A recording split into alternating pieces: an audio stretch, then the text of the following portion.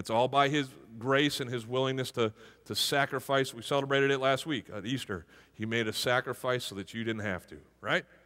Anybody excited about that?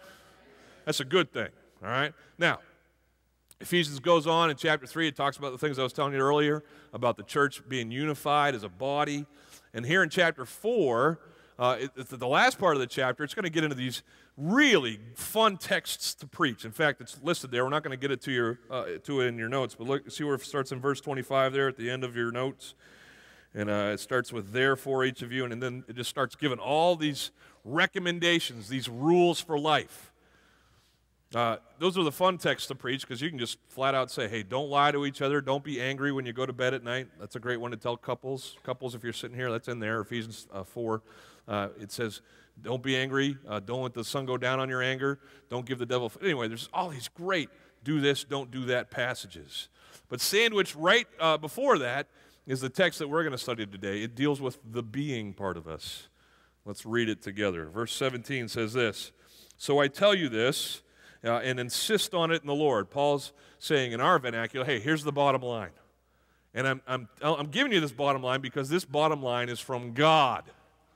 Paul's not, giving his best shot here. This isn't Dr. Phil giving some advice on TV. This is Paul being the oracle of God and telling this church in Ephesus, here's how it has to be. He gives them this imperative. You must no longer live as the Gentiles do, in the futility of their what? Thinking. So we're going inside. He's not dealing with their actions.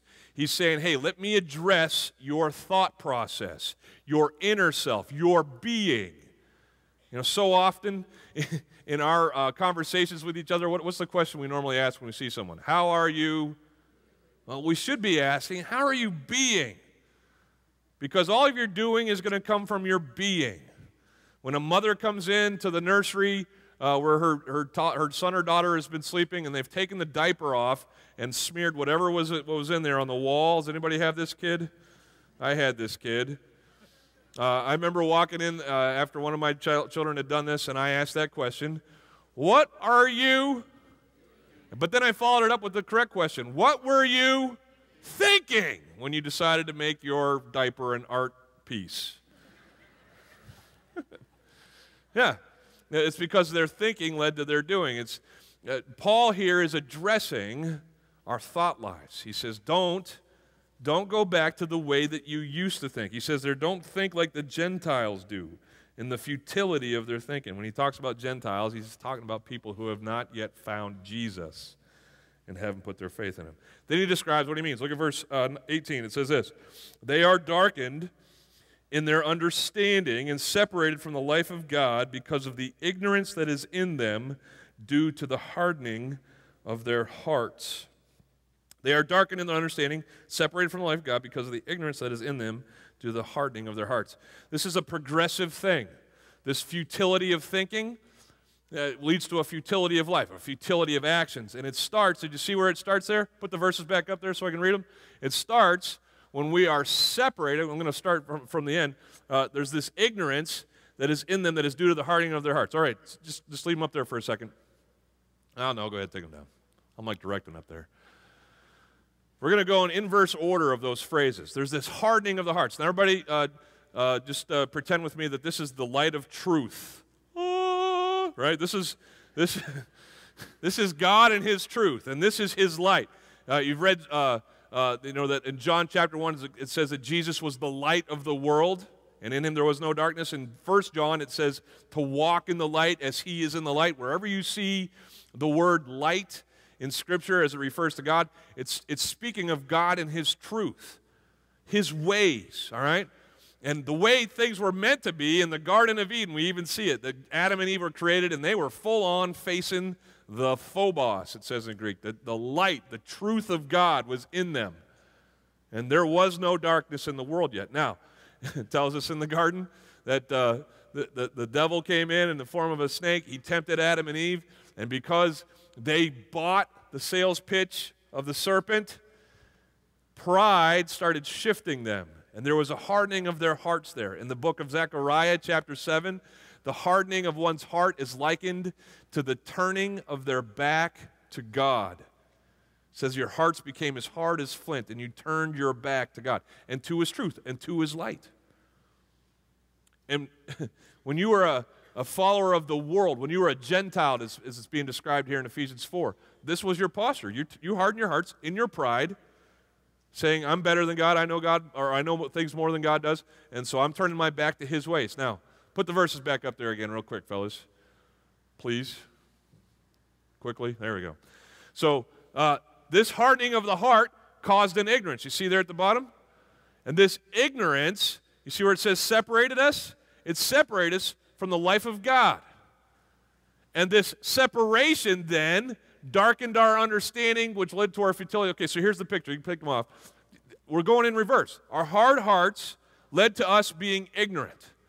And it led to us walking away, creating this separation between us and the light that is the truth of God. This separation made the light even dimmer. Is anybody, like when I come in here at night at the church, can you see me? There I am. How's it going?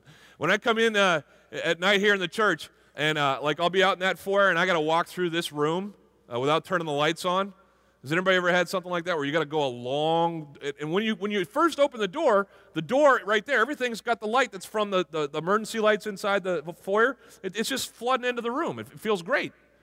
But you get deeper into the room, darkness gets darker. Have you ever noticed that? There's like degrees of darkness. And the farther you get from that light, the darker it gets, and all of a sudden, bam, and your shins are hitting the seats, and pow, and you're tripping over a kid who was sleeping there. Not really. Just wondering if you were paying attention. Anyway, the darkness, and this is what happens in a person's life who is living in this futility of thinking. They progressively get farther and farther until finally, here's what happens. It's almost as if the light of God is no longer on. It's not that it's not on. It's just they're so far from it that they can't discern it in the darkness that they're in. All right, put the lights back on. Who knows this person? Anybody know this person who is a slave to their addiction? Who has succumbed entirely to the lies that they've been telling themselves about this relationship that they've been in over and over again? I mean, it's imperceivable to them, this light of God. They just can't even see it. You can hardly talk to them about it because they are so duped, so washed over by this process that takes place in every person's heart when they sin. Pride leads to separation, leads to ignorance and futility of thinking. I get this way in certain areas where I'm just, I don't want to submit that. I don't want to surrender that. I don't want to, give God claim over that. And so I'm just going to keep holding it. And I rationalize it away as to why it's okay for me to keep doing whatever it is that I'm doing. You're all wondering, aren't you? But you know what I'm talking about, right? Yeah, look what it says next. It says in verse 19 that having lost all sensitivity. Now, if you play guitar, the first time you pick up a guitar that your fingers are going to hurt, okay? Because your fingertips aren't used to pushing on a wire string to hold a note. And so most people never learn to play guitar because they can't get past the pain. But there's this great thing that happens. After a while, your fingertips build up calluses to where when you touch the strings, the calluses don't allow the nerve endings to get the message that, hey, this hurts. And so, and off you go, like all the guys up here do. Well, in a stark contrast to that, and in a bad way, our hearts get calloused, don't they? Our insides get calloused to the truth, to the light.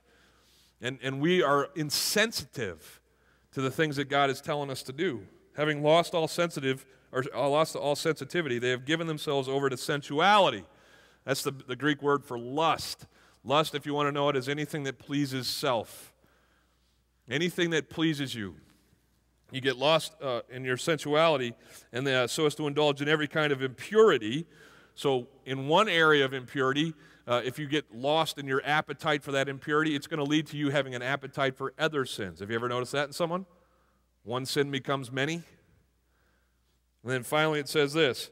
It says that you'll have a continual lust for more. Friday I went to the Walmart and I got some groceries and I got the double stuffs. Now, I'm